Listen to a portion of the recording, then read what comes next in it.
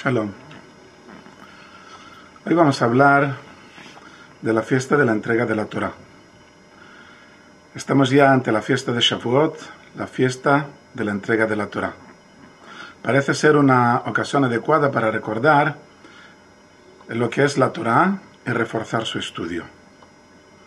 Cuando hablamos de la Torá, nos referimos normalmente al Pentateuco, los 5 libros que el Creador entregó a su pueblo a la salida de Egipto por medio de Moshe. Pero también debemos incluir en esta noción su parte oral, que son las explicaciones del Pentateuco, que fueron asimismo entregadas por medio de Moshe a la congregación de Israel. Estas enseñanzas orales formaron más parte de las obras enciclopédicas de la Mishnah y el Talmud.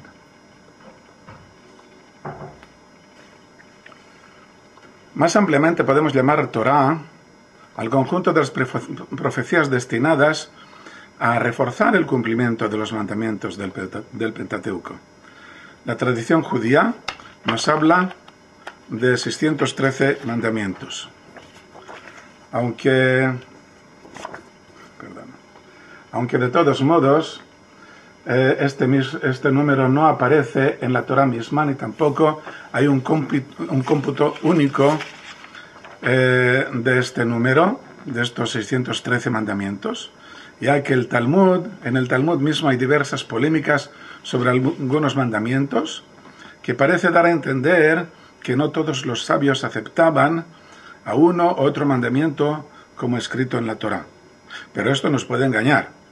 No se trata de decir que tal acto si debe cumplirse o no, sino únicamente si forma parte de aquellos mandamientos básicos que forman el fundamento de la red jurídica, o que se trata de algo suplementario, de una condición o una ramificación de los anteriores. Y efectivamente, el gran compilador de los 613 mandamientos, el cordobés Maimónides, nos explica al comienzo de su obra cuáles son los 14 criterios que le sirvieron para decidir cuál de los mandamientos debe ser computado como uno de los 613 y cuál no. Los mandamientos están destinados a regular nuestro comportamiento en todos y cada uno de los aspectos de nuestra vida, para hacernos aptos a la voluntad del Creador. En realidad se trata de un libro de instrucciones que nos permite sacar el máximo provecho de nuestra propia personalidad, tanto la particular de cada uno de nosotros, como la nacional de todo el pueblo de Israel. También debemos tener en cuenta que estos mandamientos en sí tienen su importancia, aparte de darnos este margen de comportamiento, estos límites, estas normas de comportamiento, también tienen su importancia en sí, puesto que son los que purifican nuestra alma. Es imprescindible que cada uno de los miembros del pueblo de Israel conozca perfectamente cada uno de estos mandamientos con sus condiciones, sus secciones, sus cláusulas. No se trata de un deber religioso, como pueden entender los fieles de otras religiones, sino de una necesidad vital, natural, para asegurar nuestra propia salud espiritual. Hay mandamientos que están destinados a regular nuestro comportamiento ético y moral. Por supuesto que la ética y la moralidad van muchísimo más allá de las cláusulas de los mandamientos en sí. La obligación de dar limosna a un pobre, por ejemplo, no puede ser entendida como un rito religioso o incluso social, sino que es una de las expresiones, una de las más bajas expresiones, de nuestro compromiso social. Según la máxima de los sabios, la ética precede a la Torá. Derech Eretz Kadma la Torá. O sea, que primero debemos educarnos moralmente antes de lanzarnos al cumplimiento de unas obligaciones que, sin la ética, pueden degenerar en ritos religiosos carentes de razón, de valor.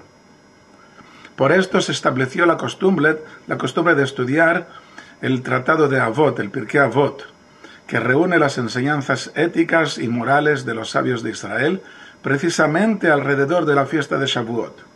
Los hay que los leen en los 6 sábados que le preceden o en los que la siguen, para acentuar el sentido de que la ética precede a la Torá.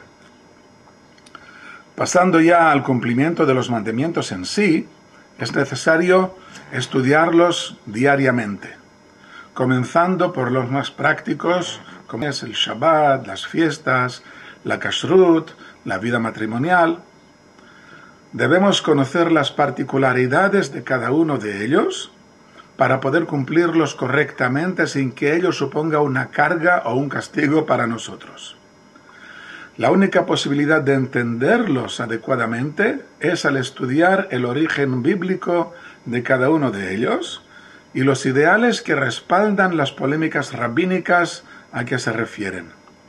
Esto nos ayuda a familiarizarnos y a identificarnos con ellos, convirtiendo su cumplimiento en una necesidad y un placer. Los libros de texto para los mandamientos son el tratado enciclopédico de Maimónides, llamado Mishneh Torah o Yad HaZaká, y la gran obra de Rabbi Yosef Karo, el Shulchan Aruch.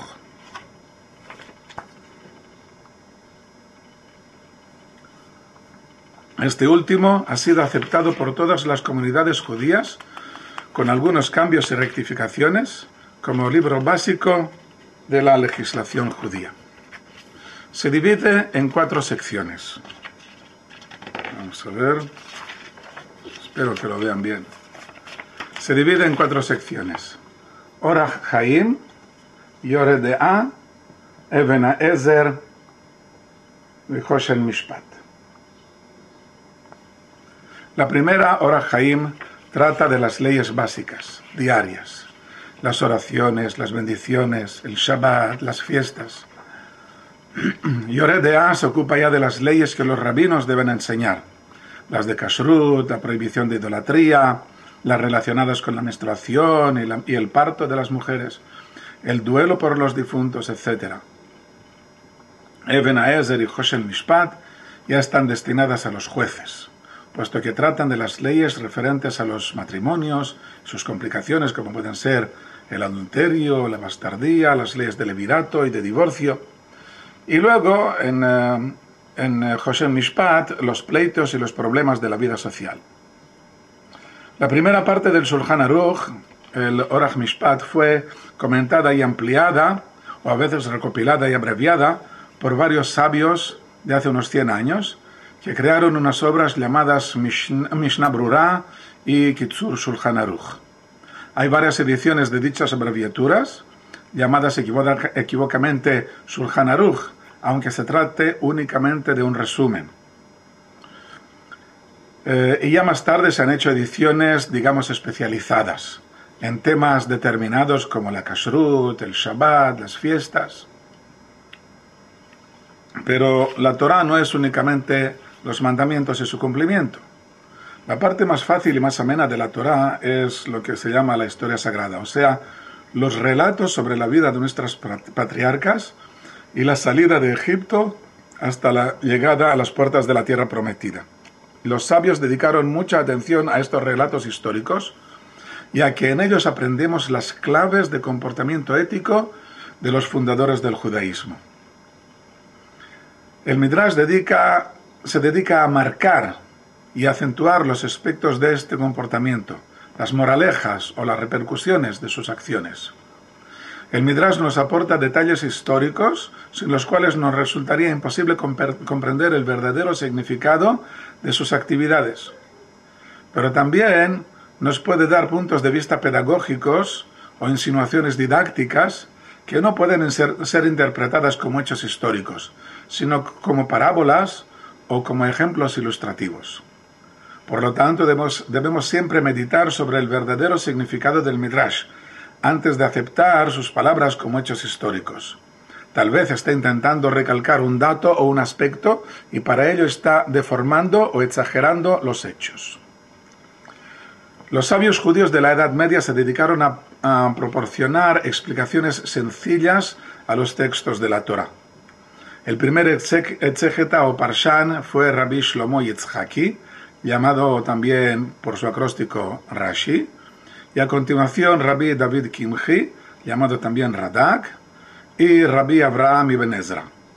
y otros muchos rabinos en España, Provenza, Italia, Portugal y Francia.